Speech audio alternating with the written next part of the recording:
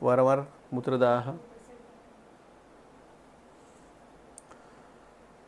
Actual काय आहे की मूत्रातील दाह हे मूत्रातील पित्तवृद्धीचं लक्षण आहे.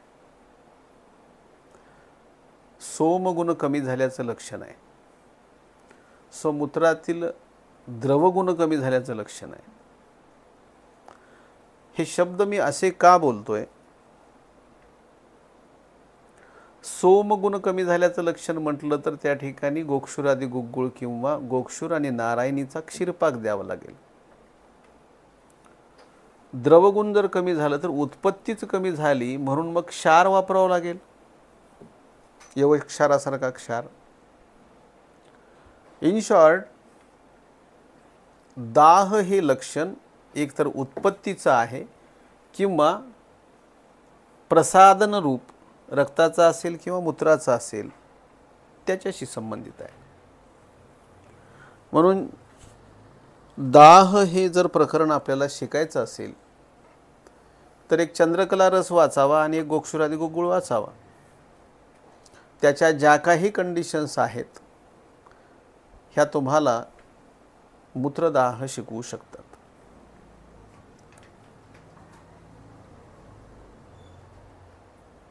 यामध्ये अजून एक कॅटेगरी येते ती म्हणजे वसंत कुसुमाकरची. जिथं कोथ आहे, क्लेद आहे आणि धातुक्षय आहे असं मेह स्वरूप जर का समजा संप्राप्ती असेल तर दाह उत्पन्न होतो.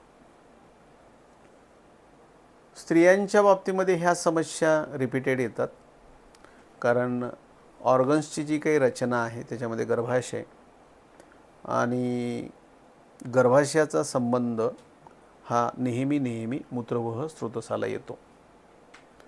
म्हणून मग गर्भाशयाची म्हणजे समजून जर घेतलं तीनही ऑर्गन्सवरती ॲक्च्युअल तुम्हाला त्या ठिकाणी काम करणं गरजेचं असतं. सो गर्भाशयाच्या ठिकाणी पिचू ठेवावा लागतो, पक्वाशयाच्या ठिकाणी अन्वासन बस्ती द्यावा लागतो आणि मूत्रवह स्रोतसासाठी गोक्षुरादी गुग्गुळ पण द्यावा लागतो. जेनायटल ऑर्गन्स आणि मूत्रवह स्रोतस यांचं रिलेशन जर आपण समजून घेतलं तर त्या ठिकाणी वाजीकरण औषधं पण द्यावी लागतात. कारण शेवटी स्थैर्यकर भाव हा शुक्राचा आहे, पृथ्वी प्रधान तत्व आहे आणि जेव्हा ते जलतत्व प्रधान होतं तेव्हा तिथं शैथिल्य उत्पन्न होतं आणि त्याच्यानंतर मग अशा पद्धतीच्या वाईट डिस्चार्ज रिलेटेड किंवा कॉन्स्टिपेशन रिलेटेड मूत्रवह स्रोतसाशी संबंधित कंप्लेंट्स येतात. इन अ रेअर केस सगळं देऊन जर समजा होतच नसेल तर मग तुम्ही इन्व्हेस्टिगेशन्समध्ये जावं कारण CA सारख्या कंडिशन्स ह्या दाह ह्या लक्षणाला धरून येत असतात. मी जेवढं सांगितलं आहे त्याच्यानी विदिन 3 मंथ्स तुम्हाला परिणाम हा यायलाच पाहिजे. त्याच्यामध्ये आपण सरांचं जे काही कोठुरकर काड्याचं कॉम्बिनेशन आहे किंवा गोक्षुरादी आहे किंवा परिस्त्रव योग आहे, गंधक रसायन आहे, चंद्रकला आहे, इवन शीतप्रभा आहे, शीतल शिरप आहे, वसंत कुसुमाकर आहे, सुवर्णमालिनी वसंत जीर्णज्वर म्हणून आहे, सुदर्शन बस्ती आहे पक्वाशयगत पित्त म्हणून किंवा कॅल्शियम बस्ती म्हणजे आपलं तिक्तक्षीर बस्ती आहे. म्हणजे ह्या सगळ्याच गोष्टींचा वापर आपण करून घेतो आणि निशा अमलकीचा योग जसं मेह स्वरूप म्हणून वापरतो. म्हणजे हे सगळे समीकरणं जर आपण समजून घेतले तर प्रथम अवस्था पाकामध्ये आमाशयामध्ये मूत्राचं फ्युचर ठरतं. कारण क्लेदक कफ आमाशयात आहे, मूत्रस्य क्लेद वहनम अधोभागास प्राप्त झाल्यानंतर होणार आहे. पण अधोभागास प्राप्त झालं तर UTI पाहायला मिळतो आणि क्लेदनाचं काम त्यांनी घृत आलोडित अन्न पुढे पास करण्याचं जर समजा काम केलं तर ते मूत्राच्या उत्पत्तीमध्ये काम करतं.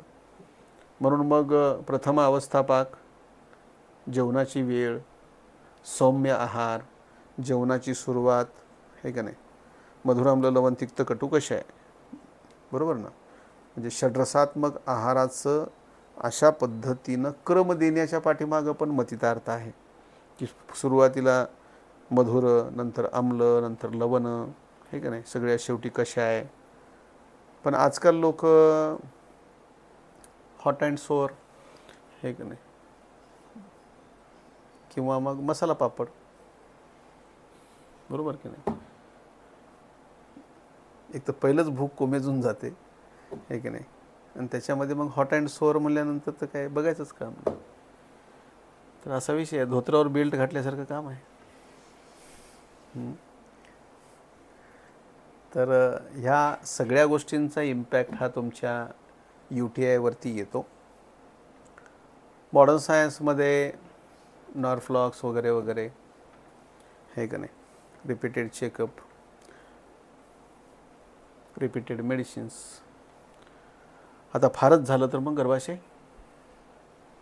हे का नाही, काढून टाकू, कारण त्याचं काम झालेलं आहे. त्याचं काम झालं, आम्ही त्याला ठेवत नाही, हे का नाही.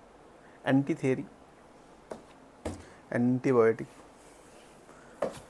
Anything else?